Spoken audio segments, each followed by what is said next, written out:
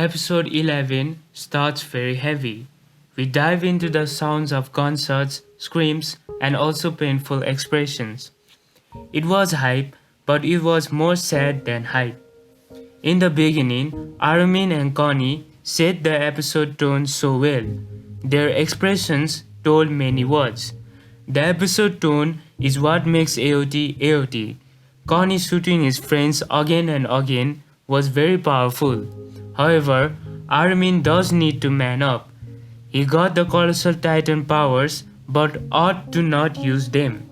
Like, I get that he does not want to mass murder, but he should leave his feelings behind and select the best path for humanity. Erwin did not want to make his comrades suicide charge the Beast Titan, but he never hesitated to do it because in that situation it was the best solution. Armin got an inferiority complex, so I hope he betters himself by reminiscing the last moments of Erwin.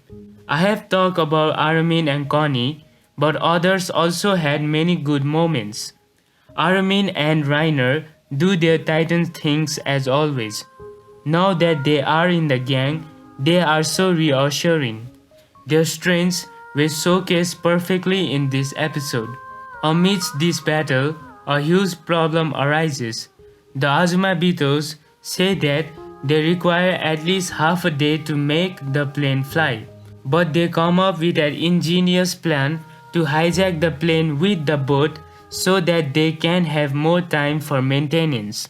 While trying to reach the ship, Reiner and Annie try their utmost to protect the Azumabitos.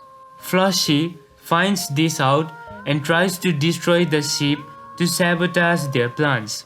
Amidst this conflict, Falco decides to shift to his Titan form, the Jaw Titan.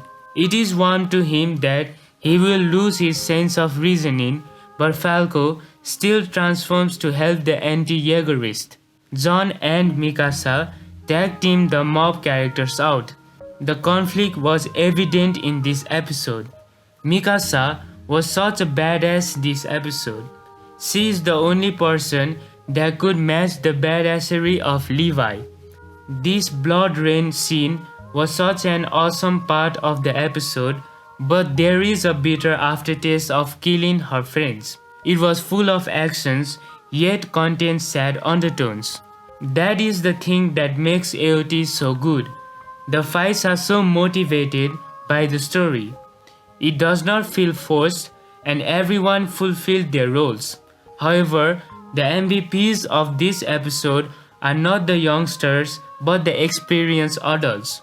I have always admired martyrs that give up their life for the lives they have not even seen. This is why I have such immense respect for Theo Magath and Keith Sedis. A selfless sacrifice is such a beautiful thing. Sacrifice is never a happy occurrence, but it does rile up your colleagues and subordinates. Keith stopped the train containing the reinforcement. With no hesitation, he sacrifices his life to damage the ship that can catch up to our boat containing the plane. Keith and Magath are the people that will be remembered for their braveness and selfless actions. For the past few days, I was looking at AOT first-time reactions of YouTubers, so Keith was still fresh in my mind. The change from Season 1 to Season 4 is such a fascinating thing to see. Both of them bombed the ship and end their lives. It was such a powerful episode solely because of them. In the post-credit scene, Hange states that they will not be able to stop the destruction of Marley and Liberio. Anne is devastated by this. All her fighting spirit disappears. Moments like this are where selfless sacrifice is required to light the fighting spirit once again. Even knowing that his homeland would get destroyed, he still chose to sacrifice his life. This could be a big inspiration point for the anti-Jaegerist. At the end of the episode, we are left with Annie repeating, "I do not want to fight you," to Mikasa and the gang. Eren included. Not only Annie, but everyone is fed up with wars. They want to end this cycle of misery. The next episode is the end of AOT Season 4 Part 2, and also the end of this series I have been trying to complete. Hope you will return for the finale. For now, this will be Dungeon signing out.